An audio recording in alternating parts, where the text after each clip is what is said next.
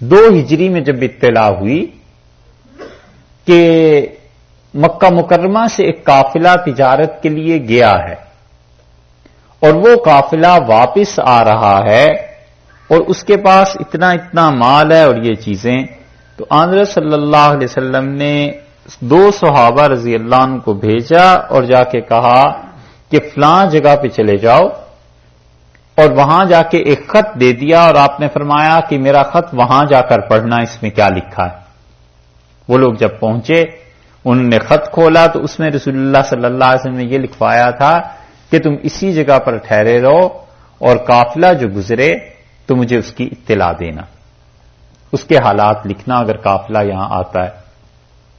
اہل مکہ کو پتا چل گیا اور اس قافلے میں کروڑوں روپے کا نفع تھا ان کا، حتیٰ کہ اس قافلے میں اتنا بڑا تھا کہ وہ تجارتی جو قافلہ گیا تھا، حدیث میں آیا ہے کہ مکہ میں جس عورت کے پاس 10 تولے چاندی تھی اس نے اپنی چاندی بھی دے دی کہ جاؤ اس سال اور تجارت کر کے لاؤ، تو وہ کروڑوں روپے کروڑوں درہم وہ گویا کے لا رہے تھے۔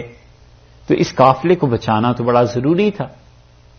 تو مکہ والوں کو جب پتا چلا کہ رسول اللہ صلی اللہ علیہ وسلم ایسے کر رہے ہیں تو انہوں نے اپنی طرف سے بھی لوگوں کو بھیجا اور انہوں نے کہا کہ جا کے دیکھو اس قافلے کے لیے جو راستہ ہے وہ محفوظ ہے یا نہیں۔ اور ان میں عمر حضرمی آیا، حضرم کا تھا، اور عمر جب سامنے آیا اس وادی میں جہاں یہ دو صحابہ کرام رضی اللہ عنہم تھے، تو انہوں نے تیر چلایا اور وہ اسے لگا اور مر گیا۔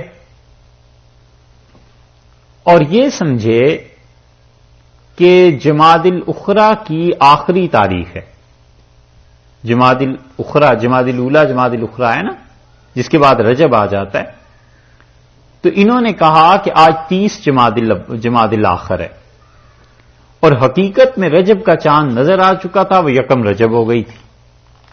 تو 4 مہینے عزت والے کل بات تھی نا، اب چوتھا مہینہ جو تھا ذیقعد ذیالحج محرم 3 تو اکٹھے تھے، یہ چوتھا چونکہ رجب والا تھا تو رجب عرب 2 مانا کرتے تھے، ایک قبیلہ بنو مضر کا رجب تھا اور ایک کسی اور قبیلے کا تھا، اس لیے حدیث میں آیا ہے رسول اللہ صلی اللہ علیہ وسلم مضر والے جو رجب مانتے ہیں یہ اصل ہے۔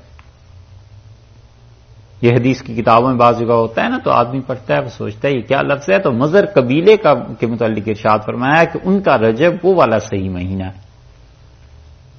تو عمر حضرمی اب مارا گیا، جو ان کے نزدیک تو چاند کی آخری دن تھا اور ان کے نزدیک یکم رجب تھی۔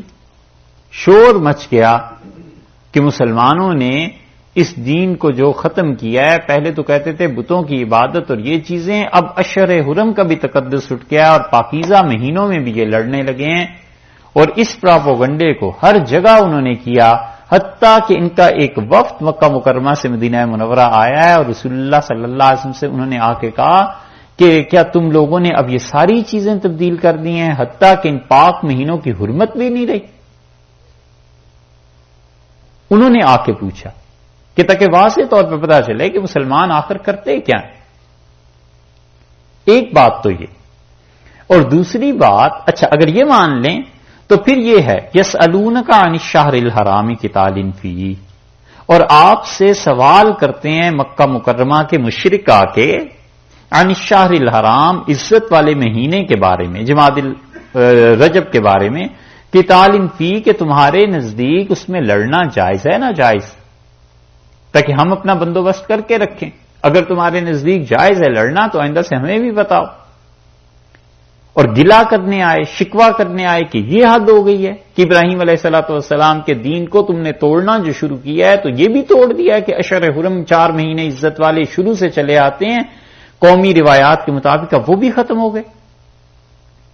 اور ایک روایت یہ بھی، ایک نہیں کئی ایک روایات یہ بھی آتی ہیں کہ صحابہ رضی اللہ عنہ جب واپس آئے تو انہیں کسی نے کہا کہ جو قتل کیا ہے وہ رجب کی پہلی تاریخ تھی، تو ان پر بڑا بوجھ ہوا طبیعت پہ کہ اوہو ہم نے یہ کیا کر دیا، اس مہینے کا احترام ضروری تھا۔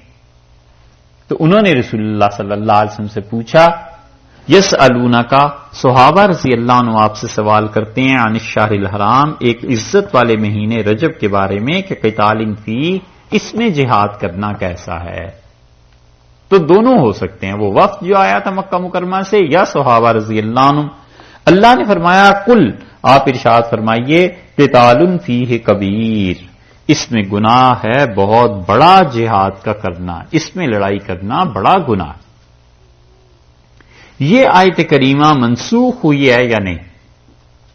حنفی فقہا کہتے ہیں کہ یہ منسوخ نہیں ہے، اور وجہ اس کی یہ ہے کہ وہ کہتے ہیں دفاعی جہاد کرنا تو ہر مہینے میں جائز ہے۔ ہم زیادہ سے زیادہ یہ کہہ سکتے ہیں کہ جو 4 عزت والے مہینے ہیں، ان میں کوئی بھی مسلمان ملک کافروں پہ حملہ نہ کرے۔ رجب، ذیقعد، ذی الحج اور محرم، 4 مہینوں میں مسلمان اپنی طرف سے جنگ کا آغاز نہ کریں، لیکن جب کافر حملہ کر دے گا تو کیا اس وقت بھی یہی ہوگا کہ ہم نہ لڑیں؟ تو کہتے ہیں یہ تو ہو نہیں سکتا، اپنا دفاع تو ضروری ہے۔ تو جب اپنا دفاع ضروری ہے تو اس لیے یہ آیت منسوخ نہیں ہے، تو اس لیے کم سے کم دفاعی جہاد تو کرنا ہی ہے۔ اللہ نے فرمایا کہ قل قتال فیہ کبیر، کہ یہ اس میں گناہ ہے واقعی، لڑائی کرنا، اپنی طرف سے آغاز کرنا۔ اور پھر اس پہ حنفی فقہا نے اس سے بھی زیادہ کیا ہے، وہ کہتے ہیں کہ رسول اللہ صلی اللہ علیہ وسلم نے خود چونکہ آخر عمر کے حصے میں ذیقعدہ میں بھی، اور حضرت صلی اللہ علیہ وسلم نے شوال میں تیاری کی ہے، تو وہ کہتے ہیں کہ اشہر حرم میں بھی، عزت والے مہینوں میں بھی اگر پتہ چل جائے کہ دشمن کو نہ پکڑا گیا تو یہ لوگ حملہ کر دیں گے، تو پھر وہ کہتے ہیں ابتدا بھی جائز، کیونکہ اس ابتدا کی بھی حقیقت یہی ہے کہ دشمن کی تیاریوں کا پتہ چل گیا۔ اللہ نے فرمایا اس میں لڑنا گناہ ہے، بڑی بات ہے۔ اچھا، وَصَدٌّ عَن سَبِيلِ اللَّهِ، اور اللہ کے راستے سے روکنا ایک جرم، وَكُفْرٌ بِهِ، اور اللہ کا انکار کرنا دوسرا جرم، وَالْمَسْجِدِ الْحَرَامِ، اور بیت اللہ سے روکنا تیسرا جرم، وَإِخْرَاجُ أَهْلِهِ مِنْهُ، اور جو اس گھر میں میرے میں رہنے کے اہل تھے ہر طرح سے ان کو وہاں سے نکالنا تیسرا جرم۔ چوتھا، اکبر عند اللہ، اللہ کے نزدیک یہ اس ایک گناہ سے کہیں زیادہ بڑے گناہ ہے۔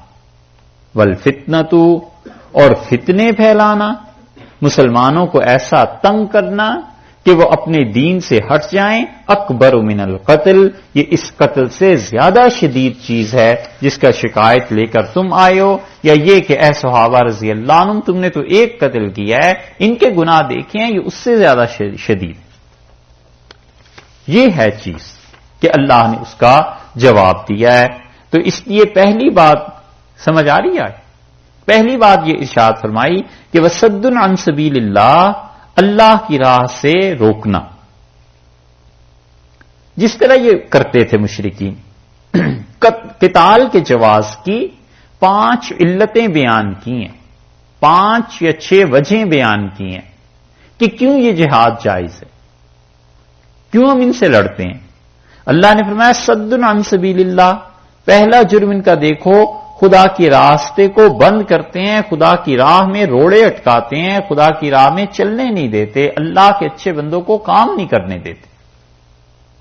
وَكُفْرٌ بِهِ، اور اللہ کے ساتھ کفر کرتے ہیں، خدا کا انکار کرتے ہیں، شرک کرتے ہیں، ظلم کرتے ہیں، یہ 2۔ وَالْمَسْجِدِ الْحَرَامِ، اور مسجد حرام سے کیا روکتے ہیں۔ اس لیے فقہا نے کہا، مفسرین کہتے ہیں کہ جو واو ہے نا والمسجد الحرام سے پہلے کی واو، یہ اصل میں ہے وصدن پہ، جہاں سے یہ آیت کا یہ ٹکڑا شروع ہے نا، وصدن عن سبیل اللہ وکفر بہ وصدن عن المسجد الحرام، اور مسجد حرام سے روکتے ہیں۔ اب سمجھ آئی کہ صدن کے ساتھ اس کا تعلق باندھیں گے تو وصدن عن سبیل اللہ کی بجائے پھر یہ بلکہ پوری آیت ایسے ہو جائے گی وصدن عن سبیل اللہ وکفر بہ وصدن عن المسجد الحرام، اور یہ روکتے ہیں مسجد حرام میں بیت اللہ میں داخلے سے۔ یہ انہوں نے کب روکا تھا؟ 6 ہجری میں، اس وقت روکا تھا۔ اور اسی طرح نبی کریم صلی اللہ علیہ وسلم کو یہاں تو 6 ہجری مراد نہیں ہو سکتی، کیونکہ یہاں تو بدر سے پہلے کا یہ واقعہ ہے نا 2 ہجری کا، تو وہ تو آئی تھی 4 سال بعد. لیکن یہاں مراد یہ ہے کہ رسول اللہ صلی اللہ علیہ وسلم کو اور مسلمانوں کو عبادت سے روکتے ہیں. وہ اخراج و اہلہ، اور جو وہاں رہنے کے اہل تھے، منہ اس سے نکالتے ہیں. تو رہنے کے اہل تو مسلمان تھے، رسول اللہ صلی اللہ علیہ وسلم تھے، انہیں نکال دیا، یعنی انہوں نے ہجرت کی، وہ نکل آئے. تو اخراج ان کا نکالنا کافروں نے کیا تھا نا. اہل ہی کی ضمیر جو ہے یہ مسجد حرام کی طرف لوٹ رہی ہے، یعنی بیت اللہ سے اخراج کرنا. اور من ہو میں ہو کی ضمیر پھر اسی طرف لوٹ رہی ہے کہ اس سے، یعنی مسجد حرام سے. جو اس مسجد میں رہنے کے عبادت کے اہل تھے اس مسجد میں، ان کو نکالنا. من ہو اس مسجد سے، اس مسجد سے ان لوگوں کو نکالنا جو اس مسجد میں رہنے کے اہل تھے. تب یہ ترجمہ پورا بنے گا. ٹھیک ہے، یہ دونوں ہو کی ہی اور ہو کی ضمیریں یہ دونوں لوٹ رہی ہیں مسجد حرام کی طرف. اللہ نے فرمایا اکبر عند اللہ، اللہ کے نزدیک یہ اس سے کہیں زیادہ بڑا جرم ہے جو تم کہتے ہو نا کہ ایک قتل ہو گیا ہے تو پوری عرب دنیا کو سر پہ اٹھا لیا ہے کہ مسلمانوں نے اشر حرم میں یہ ظلم کیا، عزت والے مہینوں میں عمر حضرمی کو مار دیا. یہ جو اپنے 5 جرم ہیں تمہارے، انہیں نہیں دیکھتے؟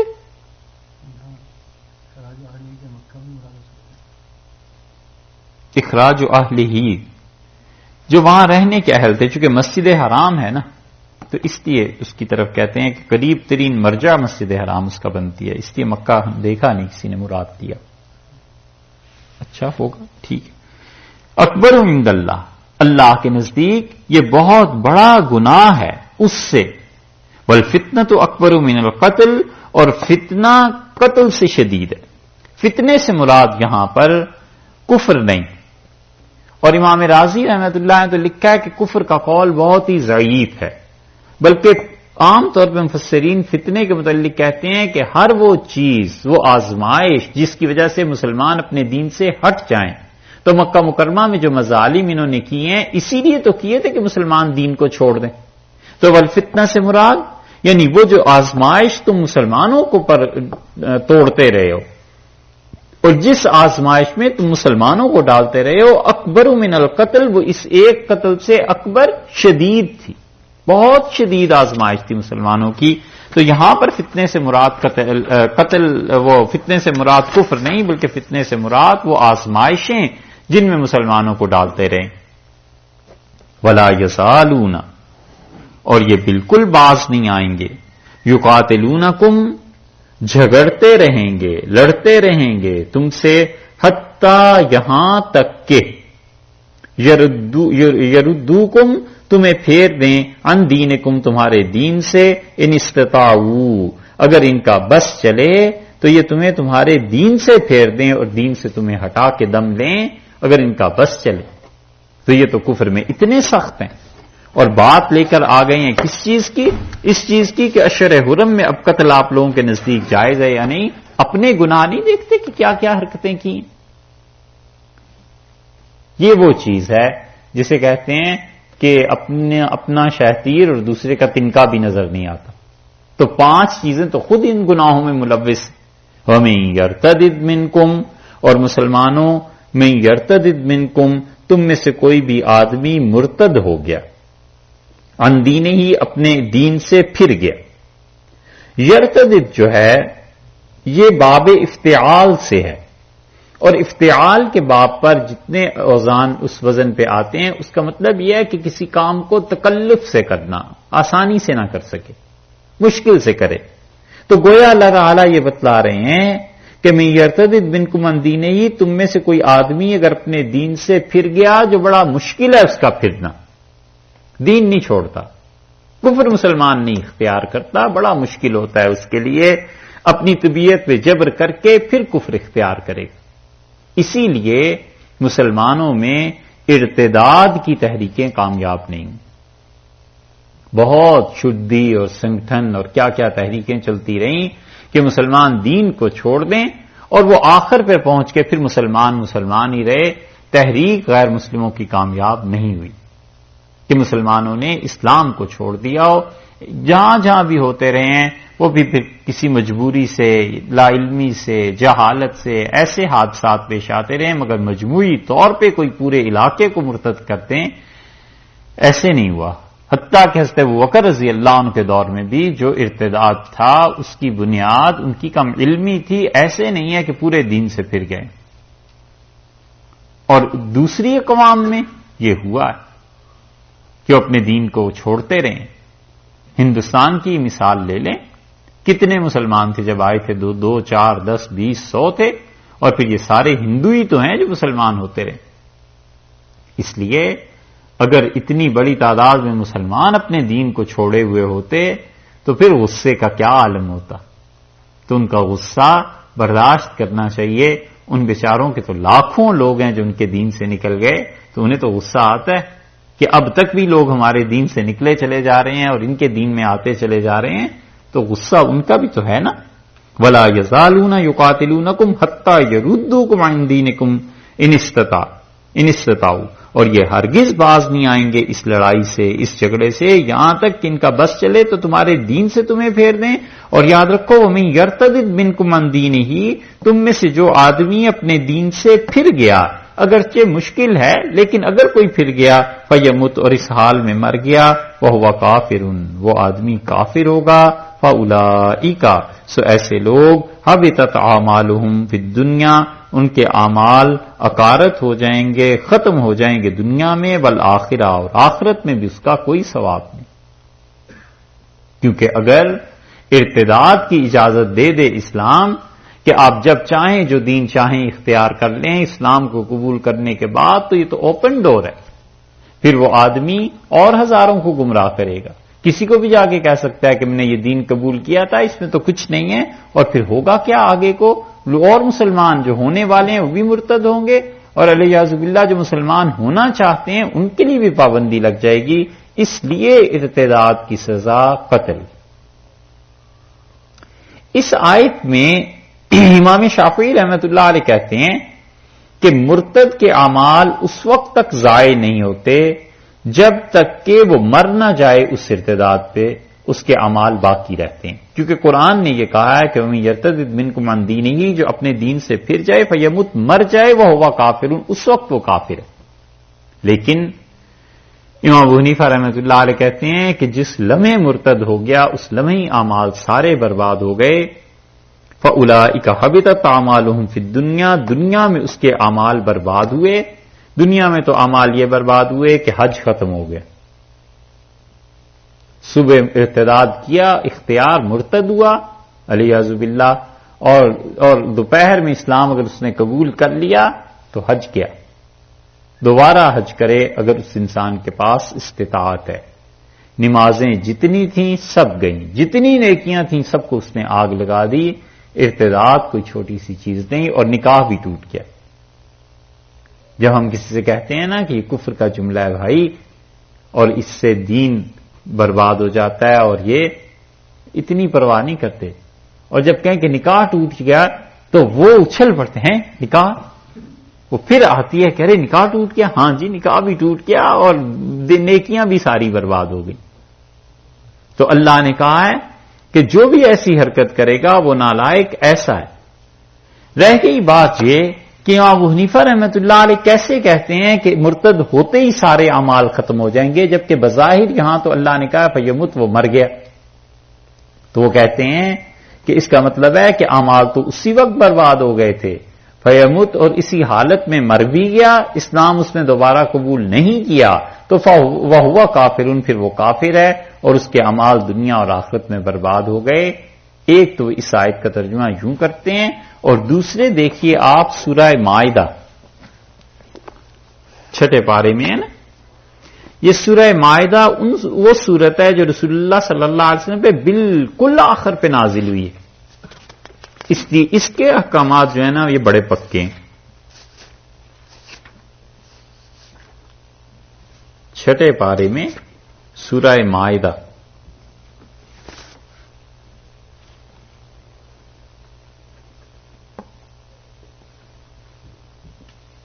سورہ مائدہ 6 پارہ اور آیت نمبر اس کی 5.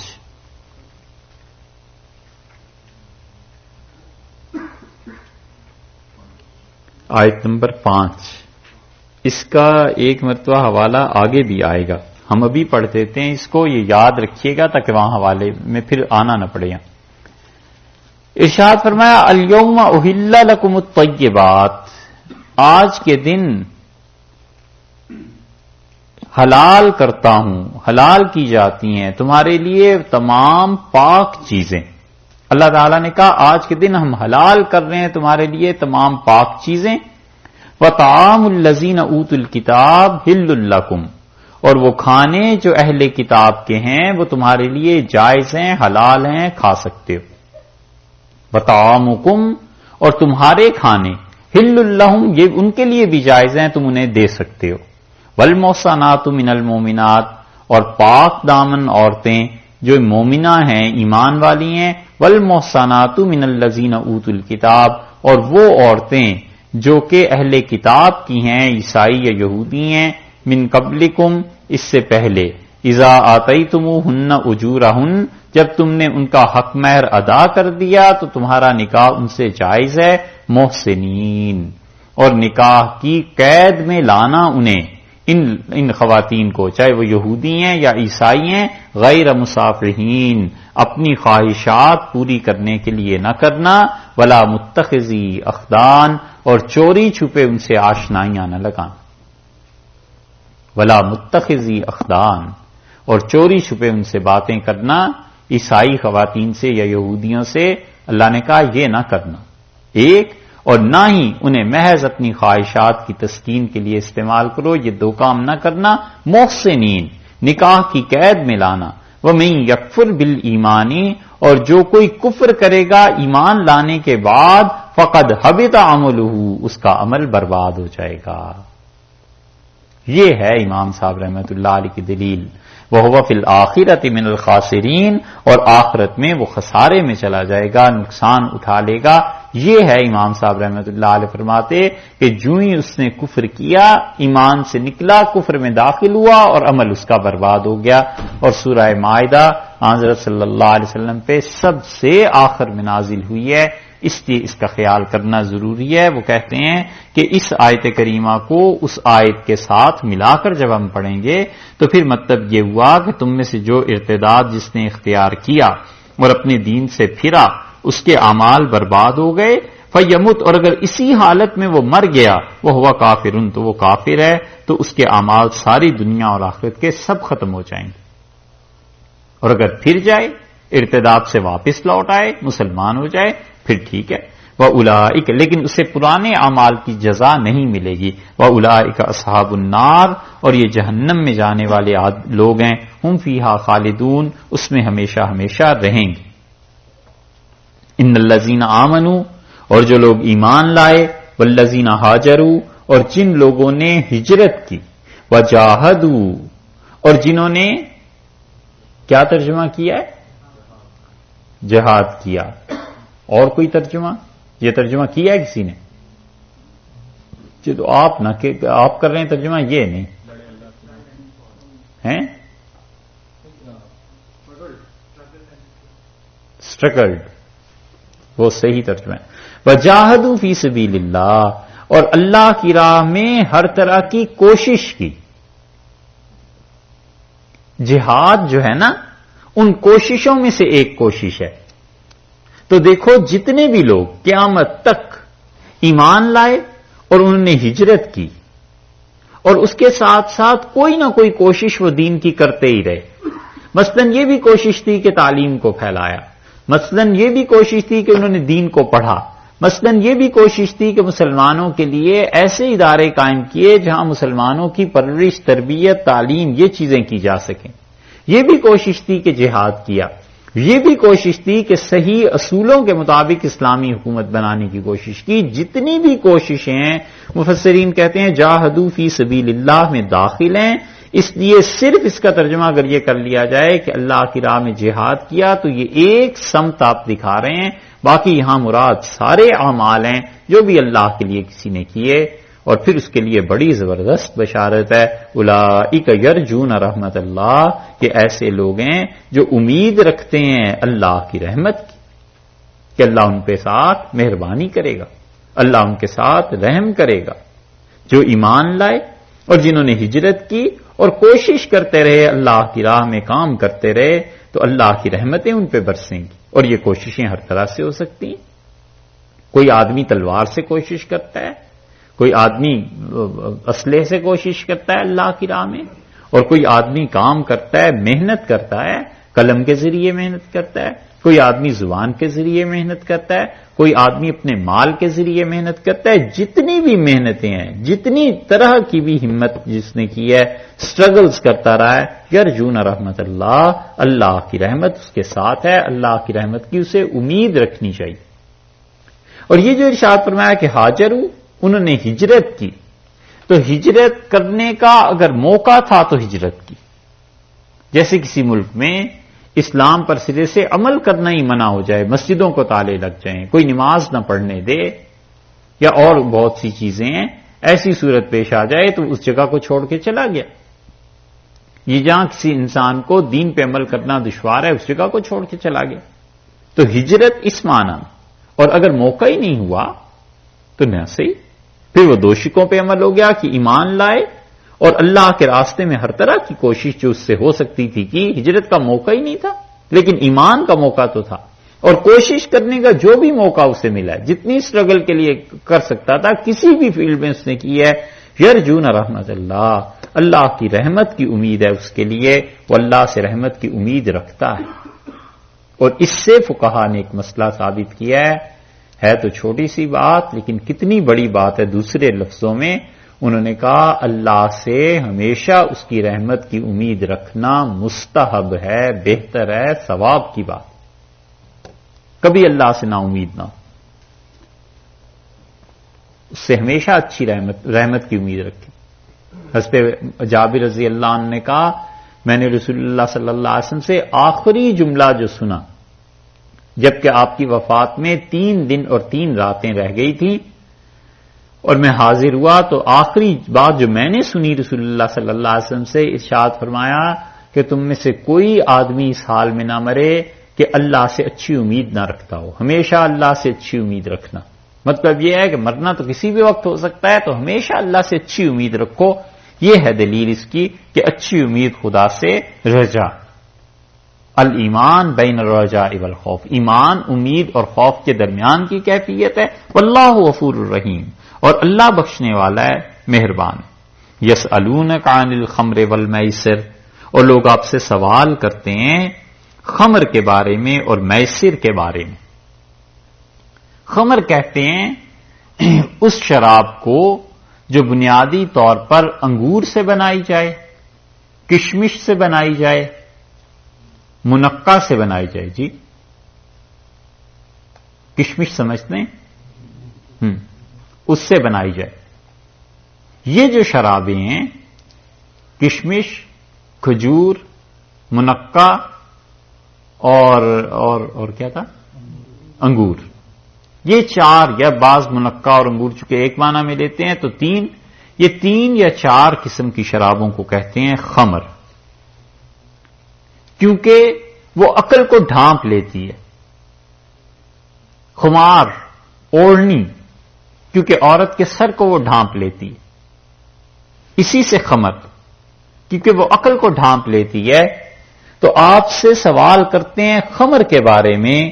اب خمر کو ہم یہ دیکھیں گے کہ رسول اللہ صلی اللہ علیہ وسلم کے زمانے میں خمر کس کو کہا جاتا تھا۔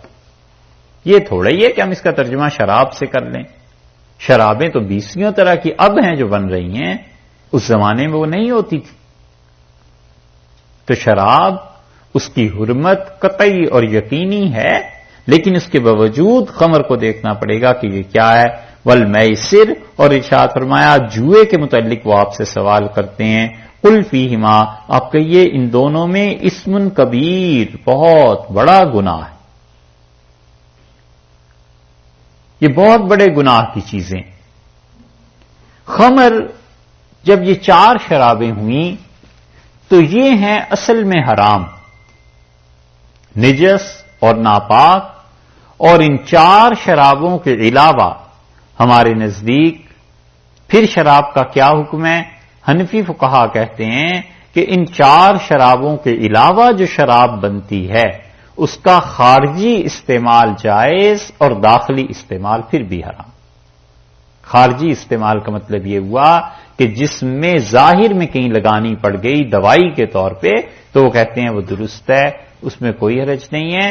اور اسی طرح اگر میڈیسن میں کسی چیز میں انہوں نے ملا دی، مثلا الکوہل ہے، کسی چیز میں انہوں نے ملا دی تو وہ کہتے ہیں کہ اس دوائی کا پینا بھی جائز ہے اور اس کا ویسے نشے کے طور پہ پینا وہ حرام۔